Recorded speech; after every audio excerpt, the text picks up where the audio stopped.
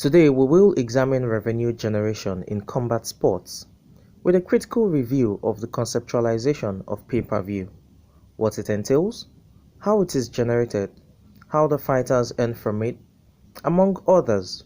With the engines revved up and our hands on the steering, we will begin this race from the other side of this commercial break.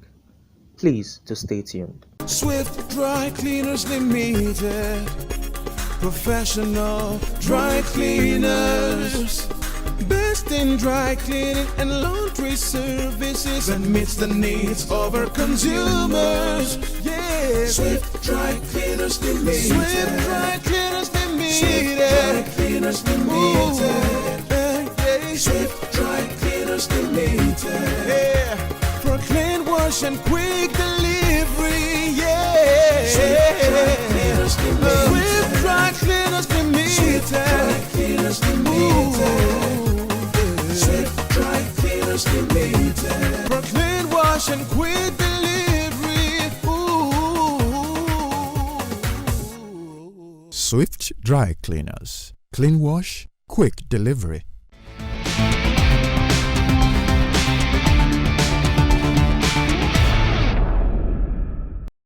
Thanks for staying tuned. Let's begin with what pay-per-view is all about. Pay-per-view is a television service through which subscribers can buy events to watch through private telecast.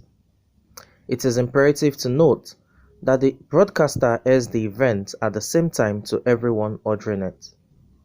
Events distributed through pay-per-view are usually combat sports such as boxing and mixed martial arts, and other sports entertainment such as wrestling and concerts. In the past, pay-per-view was often used to distribute telecasts of feature films. However, the growth of digital cable and streaming media has ensured the subsumption of these modes of usage by video-on-demand systems, thereby limiting pay-per-view to live event programs and combat sports. A subscriber that wants to watch an event on pay-per-view is required to have a base subscription. It is pertinent to state that an active monthly pay TV subscription does not include the cost of an event being purchased on pay-per-view, because the payment for an event on pay-per-view is separate. This distinguishes pay-per-view from pay TV. Pay-per-view events are usually in the premium content category and are therefore considerably expensive. When a boxing fan splashes $50 or more to watch a pay-per-view fight on television, several questions are often bettered in the minds of sports enthusiasts. Does the money go directly to the fighters or the hands of the promoters? What role do networks play? All these and more we'll find answers to once we get back from this break.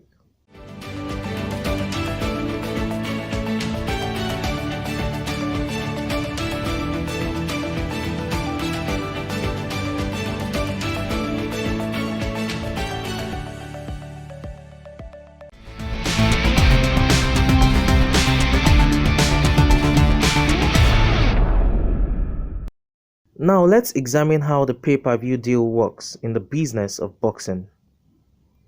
Over the years, the apparatus of pay-per-view has evolved. Customarily, it works like this. A promoter will make a fight between two fighters, along with an undercard to support it. The bout between the two fighters will be the headline event, while the undercard will often have lesser-known names. The promoter then approaches a distributor such as HBO pay-per-view or Showtime pay-per-view with the fight. If accepted, the distributor then goes to work clearing the fight with the MSOs. Now the MSOs are your multiple system operators. They control virtually the entire cable universe, and these include companies like Time Warner, Cablevision, Comcast, Cox and Charter, among others. Once the cable systems are in on the deal, they begin to run commercials for the event. Sometimes promotional materials are provided by the promoter, and on other occasions the cable puts together its own promotion of the event. Now let's take a look at the financial aspects of the pay-per-view deal. The standard breakdown of monetary details is a 10% fee off the top for the distributor, with 45% each going to the cable system and the promoter. So for example, if a fight is priced at $50 and Showtime pay-per-view is being used, it takes 10% fee off the top, which is in this context $5, while the promoter and the cable company both wind up with $22.50 per subscriber. So if the fight sells 1 million pay-per-view subscribers, the total earnings from pay-per-view for the fight will be $50 million.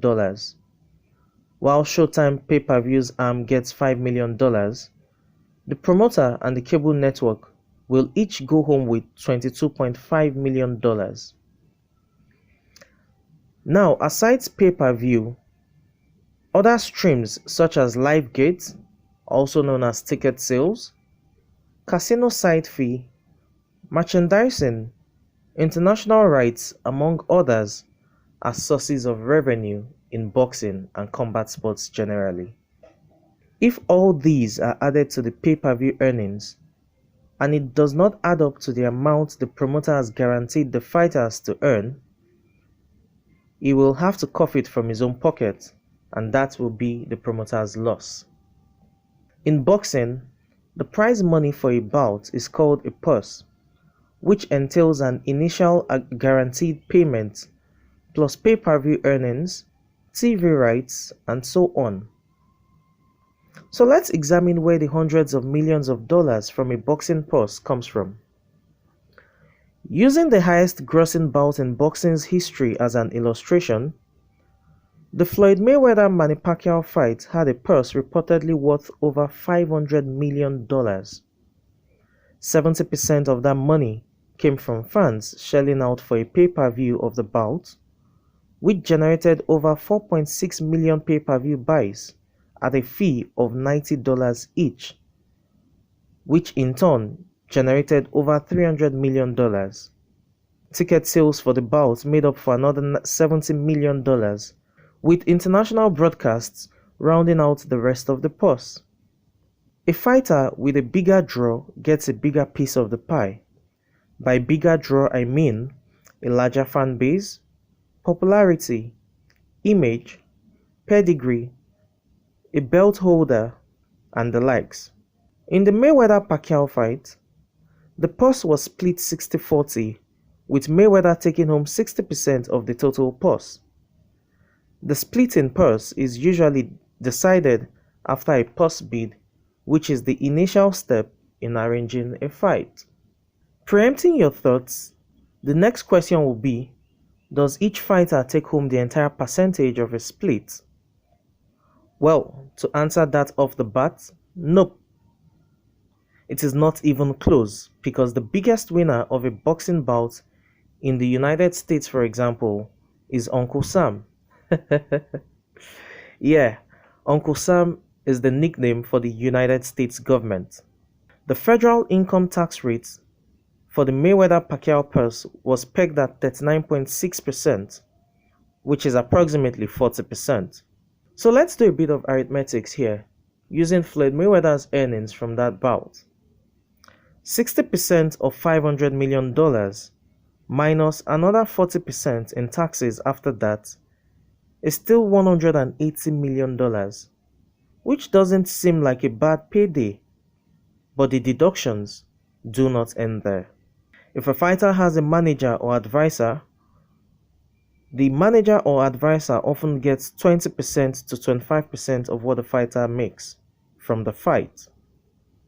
The promoter gets another 20 or 25% off the fighter's side of the purse, thereby leaving the boxer with just half of the money he has earned.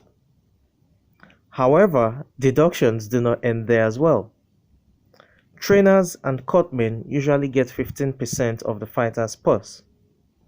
And when one factors in 6 to 12 weeks of training camp, the daily rate of 2 sparring partners, food and travel expenses, hotel costs, among others, the fighter barely goes home with 10% of his total purse. The question then becomes, if all these deductions are made, do boxers really make money after putting their lives on the line for the entertainment of the people? Let's refuel this vehicle. We will continue the journey afterwards. Oh boy, winning you was so easy. I just couldn't stand those your powerful shots. That's what happened. Really? Let's go to my place for dinner. This fufu is so nice. It's through unripe plantain flour. True unripe plantain flour is delicious. Yes, true unripe plantain flour is what I serve my husband for swallows. It's easy to prepare, fortified with vitamin A, low in sugar and cholesterol, rich in fiber that helps the heart, builds and strengthens the bone, and his energy level is boosted. Through unripe plantain flour, no additives, 100% natural, a product of Pali Agro Products Nigeria. Through unripe plantain flour, available in all leading stores nationwide.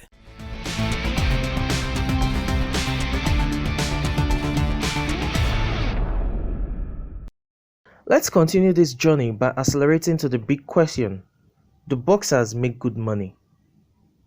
The sad truth is that most boxers are broke. Boxing as a sport is notorious for its high level of inequality when it comes to fight purses, and that's because it is highly capitalist, with the top 1% of boxers collecting 95% of all prize money. Considering only 2% of a promotion's purse is allocated to 70% of the fighters, the pie is already extremely small. And after paying everyone, manager, trainers, cutman, promoters, sparring partners, and every other personnel, as well as taxes, the average boxer is often left with peanuts. In the United States, money earned in boxing is taxed the same way as a normal office job, with the same individual tax bracket considerations. Hence, most boxers are taxed 40% of their earnings after the payment of all necessary personnel that has worked with them. So how much money does the average professional boxer make? Well, excluding sponsorships and endorsements, professional boxers who fight between 3 to 5 times a year earn an average of $400,000 annually, while well-established and big-name fighters like the now-retired Floyd Mayweather, Tyson Fury, Anthony Joshua, Saul Canelo Alvarez, and more make lots more, as they are just part of the meager 1% in boxing. The question would then become, how much does the pay-per-view boxers make? Professional boxers who fight as an undercard of a main event earn between $30,000 and $1 million, while the headliners of the main event earn from $1 million to the region of $40 million, and in some cases, over $150 million, like Floyd Mayweather's case. The more popular a boxer is, the more pay-per-views he or she sells, and the more promoters are willing to pay for him or her to fight. This explains why the main event earns up to 95% of the entire purse, a reflection of the high level of inequality in boxing earnings. A vivid example of this is the fight between Saul Canelo Alvarez and Daniel Jacobs, wherein Saul Canelo earned $35 million for the fight, while undercard fighters like Bilal Akari earned a paltry $30,000. So what are the reasons why certain boxers or some boxers earn more than others? Due to time constraints, I'll just give you 5. Some boxers earn more than others for the following reasons. 1. The fighter attracts a larger audience due to his pedigree or popularity. 2. The fighter gets a share of the pay-per-view purchases. 3. The fighter gets a share of the tickets sold at the gate. 4. The fighter partners with the right sponsors. And 5. The fighter sells merchandise and promotes brands. A critical examination of the 5 aforementioned reasons explains why the likes of the now retired Floyd Mayweather Jr., Anthony Joshua, Tyson Fury, Saul Canelo Alvarez, among others, earn so much money than their contemporaries. In boxing, every fighter gets paid, even if they lose, and that is because professional boxers are always guaranteed of a certain amount from the purse which would have been agreed prior to the fight being scheduled. Now let's take a look at the top 10 pay-per-view sales of all time in terms of US buys. It's interesting that out of the top 10, a particular name appears 5 times out of the 10. Your guess is as good as mine. Floyd Mayweather Jr. Top of the list is the bout tagged as the fight of the century, which was a genuine blockbuster between two of the biggest names in the sport at the time, Floyd Mayweather Jr. and Manny Pacquiao. The bout generated 4.6 million pay-per-view buys, with Floyd Mayweather emerging victorious via a unanimous decision. The second fight on the list is the bout tagged the Money Fight, which attracted big numbers as the biggest name in boxing, Floyd Mayweather Jr., clashed with the biggest name in MMA, UFC precisely, Conor McGregor. Both fought in a bout that generated 4.3 million pay-per-view buys, with Floyd Mayweather Jr. emerging victorious via a 10th round knockout. Third on the list is the bout between Oscar De La Hoya and Floyd Mayweather, tagged The World Awaits. The bout took place at the light middleweight division, and it was a super fight that sold 2.4 million pay-per-view buys, which saw Floyd Mayweather emerge victorious via a split decision. Number 4 on the list also has Floyd Mayweather Jr. in it, and it's Floyd Mayweather's bout with Canelo Alvarez. It generated 2.2 million pay-per-view buys in the light middleweight division, and Floyd Mayweather Jr. emerged victorious via a majority decision. Number 5 on the list is the rematch between Evander Holyfield and Mike Tyson. The bout tagged The Sound and The Fury is now known as the Bite Fight because that's where Mike Tyson infamously beat the ears of Evander Holyfield. The bout generated 1.9 million buys, with Evander Holyfield emerging victorious as a result of Mike Tyson's disqualification. Number 6 on the list is the bout between Lennox Lewis and Mike Tyson. It sold 1.97 million pay-per-view buys, with Lennox Lewis emerging victorious via a knockout of Tyson in the 8th round. Number 7 on the list is the first bout between Evander Holyfield and Mike Tyson. It sold 1.59 million pay-per-view buys, with Evander Holyfield emerging victorious in the 11th round via knockout. Number 8 on the list is the bout between Mike Tyson and Mark Neely, which sold 1.55 million pay-per-view buys and saw Tyson emerge victorious following a disqualification. Number 9 on the list is Floyd Mayweather's bout with Miguel Cotto, which sold 1.5 million pay-per-view buys and saw Mayweather emerge victorious via unanimous decision. And the 10th on the list in terms of the highest pay-per-view sales of all time is the bout between Jake Paul and Ben Askren, which sold 1.5 million pay-per-view buys and saw Jake Paul emerge victorious via a knockout. For most boxers, being on a pay-per-view event and headlining it is the goal, for that is where the mega money is to be made. The sad reality is that very few will be able to achieve this, because not every boxer will have a large fan base, will have the popularity, the image, the pedigree, or being a belt holder amongst other necessary factors that influences being on a pay-per-view event, especially headlining one. Due to time constraints, that's how much we can take on today's edition of the show. It's been The Arena on iBrand TV, and I'm Samson Oloide. Thanks for watching, and do have a great day.